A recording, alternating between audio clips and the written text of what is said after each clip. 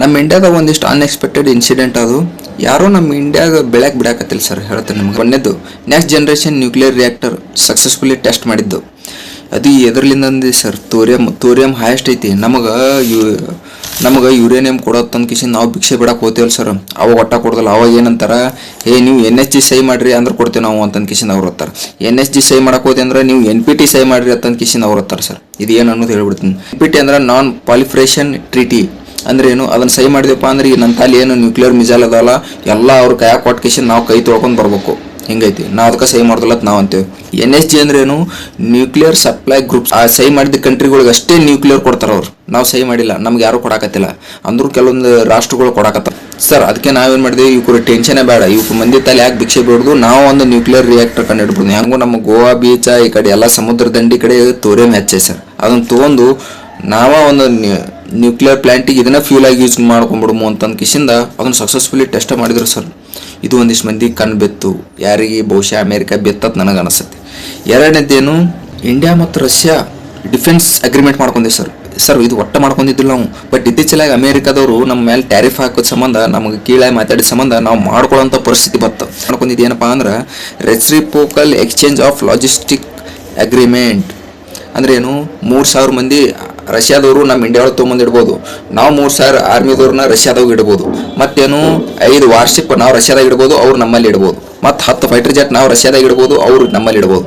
ಅಂದ್ರೇನು, emergency time sir. ಅವ್ರೇನು America counter ಕೊಡಾಕ ಅವ್ರದ್ದು, ನಾವು ಚೈನಾ ಕೌಂಟರ್ ಕೊಡಾಕ ನಾವು ರಷ್ಯಾದಾಗ ಇಟ್ಟೇವೆ. ಹಿಂಗೈ ಸರ್. ಇದು ಅಗ್ರಿಮೆಂಟ್ ಮಾಡ್ಕೊಳ್ಳೋಣ ಅಮೇರಿಕಾದವ್ರು ಫುಲ್ ಬೆಂಕಿ ಹತ್ತು. ಅವ್ರು ನಿದ್ದೆಗುಳಿತು ಅಂದ್ರೆ ನಿದ್ದೆ ಹತ್ತಲಿಲ್ಲ ಸರ್. ನಮಗೆ ತಲೆಯಲ್ಲಿ ಹಾಪಾಯ್ತಪ್ಪ ಅಂತ ಹೇಳ್ತೇನೆ. ಇಬ್ಬರು USA ಸಿಟಿಜನು ಜಮ್ಮು ಕಾಶ್ಮೀರ ಬಂದಾರ.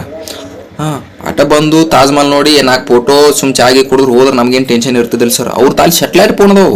ಸ್ಯಾಟಲೈಟ್ ಫೋನ್ ಜಮ್ಮು ಕಾಶ್ಮೀರ ಒಳಗೆ ಬ್ಯಾನ್ ಐತೆ ಸರ್. ಅದನ್ನು ನಾವು ಸೆಕ್ಯೂರಿಟಿ ರೀಸನ್ ಸಂಬಂಧ ಅದನ್ನು ಬ್ಯಾನ್ ಇಟ್ಟೇವೆ.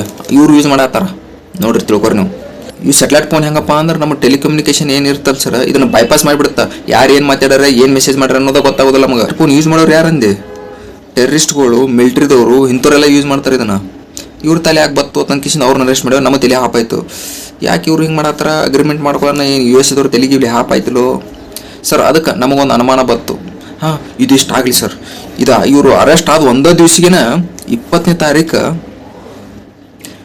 ನಮ್ಮ ರಾಜಸ್ಥಾನದಾಗ ಇದ್ದಿದ್ದು ಒಂದು ರಿಫೈನರಿ ಪ್ಲಾಂಟಿಗೆ ಬೆಂಕಿ ಎತ್ತಿ ಬಿಡುತ್ತೆ ಸರ್. ಅದು ಹೆಂಗೆ ಬೆಂಕಿ ಎತ್ತೋದು ಗೊತ್ತಿಲ್ಲ. ಆ್ಯಕ್ಚುಲಿ ಅದು ಓಪನಿಂಗ್ ಮರುದಿವ್ಸ ಮಾಡೋರಿದ್ರು. ನಮ್ಮ ಮೋದಿ ಸಾಹೇಬ್ರು ಹೋಗಿ ರಿಬ್ಬನ್ ಕಟ್ ಮಾಡಿ ಸೆಲೆಬ್ರೇಷನ್ ಮಾಡೋರಿದ್ರು. ಅದಕ್ಕಿಂತ ಮುಂಚೆ ಒಂದು ದಿವಸ ಯಾರ ಬಂದು ಸೆಲೆಬ್ರೇಷನ್ ಮಾಡಿಬಿಟ್ರ ಸರ್. ಯಾರು ಮಾಡಿದವರು ಅನ್ನೋದು ಒಂದು ಕ್ಯೂರಿಯಾಸಿಟಿ ಸರ್. ಅಮೇರಿಕಾದವರು ಮಾಡಾಕತ್ತಾರ ಅಂತ ಕಿಸಿಂದ ಹೇಳತ್ತಿಲ್ಲ, ಬಟ್ ಒಂದು ಕ್ಯೂರಿಯಾಸಿಟಿ ಹುಡ್ತೈತಿ. ಯಾಕಪ್ಪ ಅಂದ್ರೆ ಇಬ್ರು USAದವರು ಸ್ಯಾಟಲೈಟ್ ಫೋನ್ ತೊಗೊಂಡು ಸಿಗಿಬಿದ್ದಾರ ಸರ್. ಮಣಿಪುರ ಅನ್ನೋದು ಒಂದು ಸೆನ್ಸಿಟಿವ್ ಏರಿಯಾ. ಅಲ್ಲಿ ಪ್ರತಿಭಟನೆಗಳು ಆಗತ್ತಾವ. ಅಲ್ಲಿ 6 ಯುಕ್ರೇನ್ ಸಿಟಿಜನು, ಒಬ್ರು ಅಮೇರಿಕನ್ ಸಿಟಿಜನ್ ಸಿಗಿಬಿದ್ದಾರೆ ಸರ್. ಯಾಕೆ ಅವ್ರದ್ದೇನು ಅಲ್ಲಿ ಕಲಿಸ ಮಣಿಪುರದಾಗ ಬರ್ಬೇಕು, ತಾಜ್ ಮಹಲ್ದಾಗ 4 ಫೋಟೋ ತೊಗೋಬೇಕು, ಹೋಗ್ಬಿಡ್ಬೇಕು, ಚಾ ಕುಡೋದು.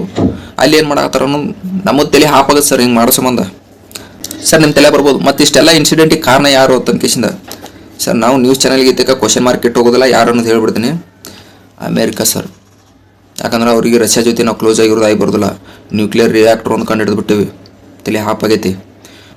ಸೊ ಏನಾದರೂ ಅವ್ರನ್ನ CIA ಏಜೆಂಟ್ಗಳನ್ನ ಕಳಿಸಿ ಏನಾದರೂ ಹಿಂಗೆ ಗೋಲ್ಮಾಲ್ ಮಾಡಾಕತ್ತಾರನೋ ಅಂತ ನಮಗೆ ಅನ್ಸಾಕತ್ತೈತೆ ಸರ್. ಅಮೇರಿಕಾ ಹೆಸರೇ ಯಾಕೆ ತೊಗೊಂಡೆ ಅಂತ ಹೇಳ್ಬಿಡ್ತೀನಿ ಸರ್. ಯಾಕಂದ್ರೆ ಅಮೇರಿಕನ್ ಒಬ್ಬರು ರಿಟೈರ್ಡ್ ಕಮಾಂಡರ್, ಚೀಫ್ ಕಮಾಂಡರ್ ಏನಂದ್ರು, we don't let India to grow. ನಾವು ಇಂಡಿಯಾನ ಬೆಳೆ ಕೊಡೋದಿಲ್ಲ ಅನ್ನಕತ್ತಾರ. Will not make this mistake which we did to China 20 years back. ಚೈನಾದವ್ರು ಹಂಗೆ ಬಿಟ್ಬಿಟ್ಟಿದ್ರು ಸರ್ 20 ವರ್ಷ. ಅವ್ರು ಫುಲ್ ಬೆಳೆದ ಕೇಸಿಂದ ಈಗ ಚೈನಾಗ ಕೌಂಟರ್ ಕೊಡತ್ತಾರ. ಹೂ ಆರ್ ಯು ಅಂತಾರ ಅವ್ರು ಚೈನಾದವ್ರು, ಅಮೇರಿಕಾದವ್ರಿಗೆ ಅಂಜಾತಿಲ್ಲ.